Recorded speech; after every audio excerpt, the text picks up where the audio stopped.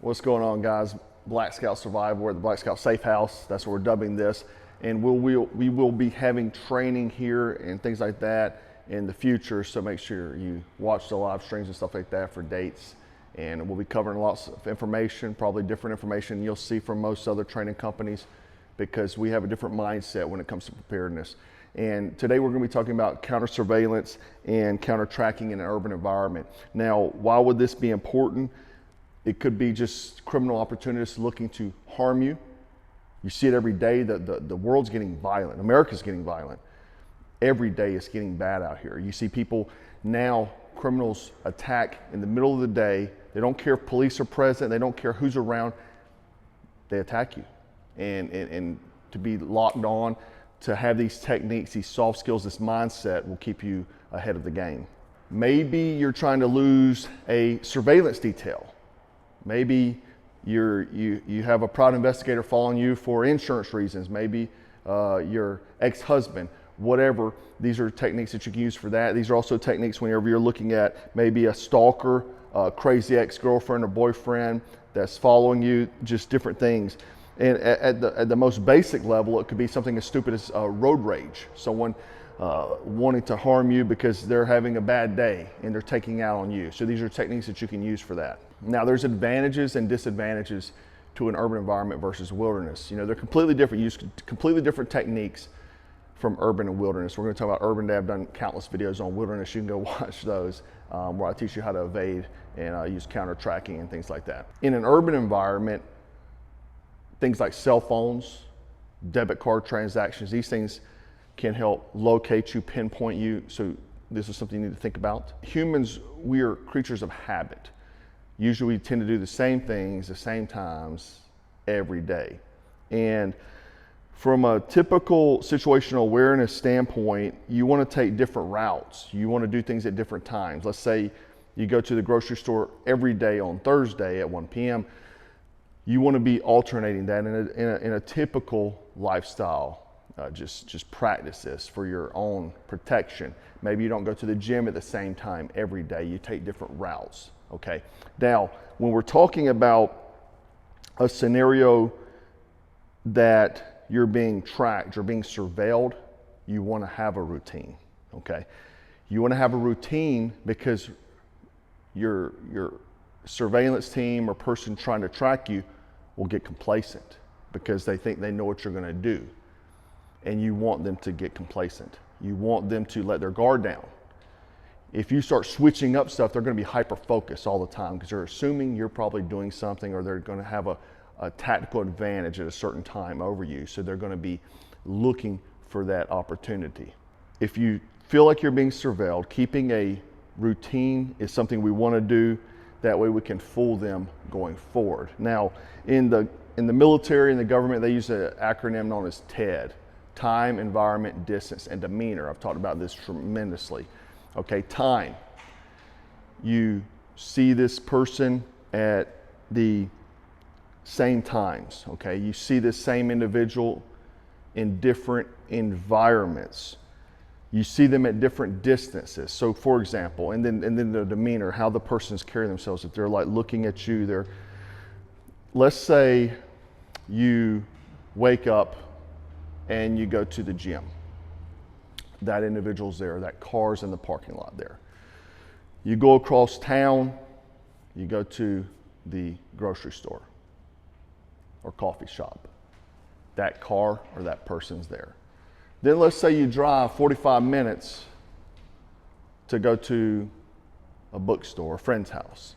You see that vehicle or that individual in the same area. These are indicators that this person is surveilling you.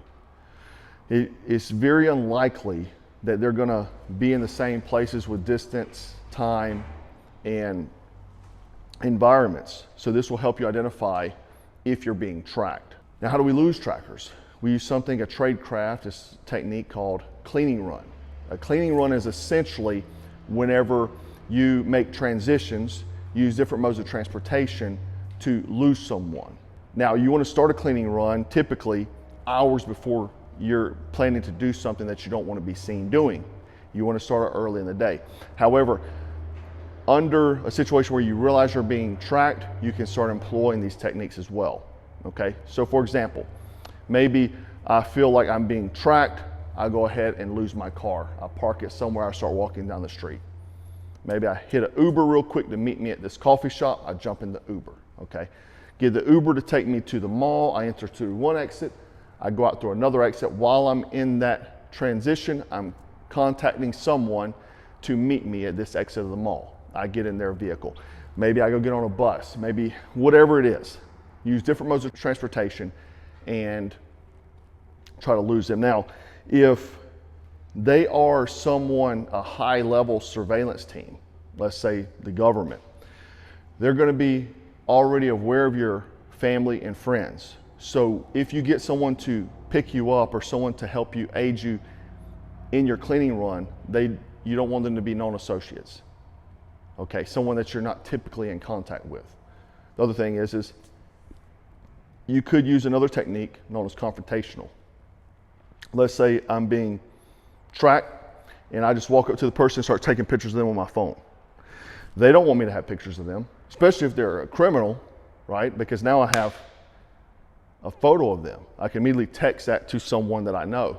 Hey, this person's following me. If they're a professional private investigator, obviously they know they just got burned, meaning that you figure them out and now they're gonna try to surveil you with the added issue of you knowing them and being aware of them. It's gonna make it much more difficult for them.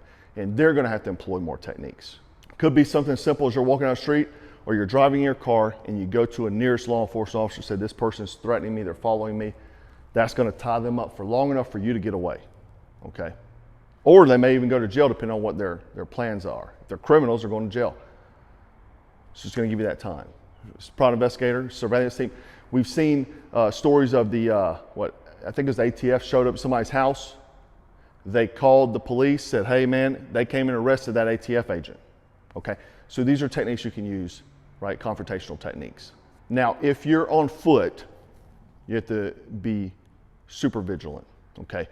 You need to melt into the baseline. The baseline is essentially what's happening around you, okay? So you don't want to be running because you're going to be easily identified out there in the distance. All that is moving faster. You need to move at the pace of everyone else. You need to look like everyone else, okay? And you can do things to burn them and also see if they're surveilling you. You can go stop and mess with your phone while looking, okay? You can use your camera, your phone to angle back, reverse camera, look behind you, see if someone's following you. You can record the footage. So you can do those sort of things. It's also good to have some type of bag with maybe a light jacket in it, maybe a hat. Maybe if you typically wear a hat, you take it off. You change glasses, put glasses on if you don't. You can do these things to try to change your appearance, a kind of hasty disguise, we call it. That way you can, in a distance, if they're canvassing an area with bunches of people, you can blend in, melt into that environment. So that's another good technique, But again, be careful with phone communication, okay? Especially if it's a high-level team that is surveilling you. Also, your purchases. In this situation, you want to have cash. Cash is king. There's no trace, no record. You always want to have cash on you for these type of incidents, right? Something that you can buy transportation, you can pay someone. Maybe you walk up to someone and say, hey, can you do something for me for $20? Can you go walk this way? You can, and try to throw off the tracker. You can do these sort of things, okay? You can do lots of different things with cash. Again, there's no record. So anyhow, guys, hopefully this information helped you. And remember to stay frosty, stay strapped, and always stay dangerous. Take care.